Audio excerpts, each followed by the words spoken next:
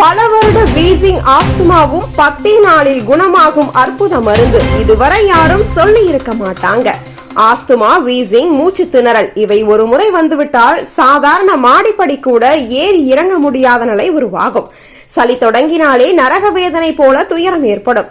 மருந்து மாத்திரைகள் எடுத்து சில நாட்கள் ஓய்ந்தாலும் மீண்டும் தொடங்கும் என்றே பெரும்பாலானோரின் அனுபவம். ஆனால் இயற்கை வைத்தியத்தில் ஒரு எளிய வழி உள்ளது. அது பலருக்கும் ஆச்சரியமான நிவாரணம் தந்துள்ளது. தூதுவளை இலை 10 முதல் 15 எடுத்து ஒரு சின்ன வெங்காயத்தையும் சேர்த்து நல்லெண்ணெயில் நன்றாக வதக்கிக் கொள்ள வேண்டும். இதை 2 பாகங்களாக பிரித்து காலை ஒரு முறை, மாலை ஒரு முறை சாப்பிடலாம். சாப்பாட்டிற்கு முன் எடுத்தால் உடலின் சுவாச பாதை சுத்தமாகும். பின் எடுத்தால் உடலுக்குள் இருக்கும் சளியை கரைத்து வெளியேற்றும். எனவே சிறந்த பலனை பெற காலை உணவிற்கு முன் ஒரு முறை, இரவு உணவிற்கு பின் ஒரு முறை என்ற முறையை சிறந்தது. விருப்பப்பட்டவர்கள் சட்னியாகவும் செய்து சாப்பிடலாம். இதை தொடர்ந்து குறைந்தது 15 நாட்கள் எடுத்துக்கொண்டால் சளி, வீசிங், மூச்சு திணறல் போன்றவை மெல்ல குறைந்து சுவாசம் சீராகிவிடும். தூதுவளையின் இயற்கை சக்தி சளிக்கட்டிகளை கரைக்கும் தன்மை கொண்டது. வெங்காயம் காற்று தடையை தணிக்கும்.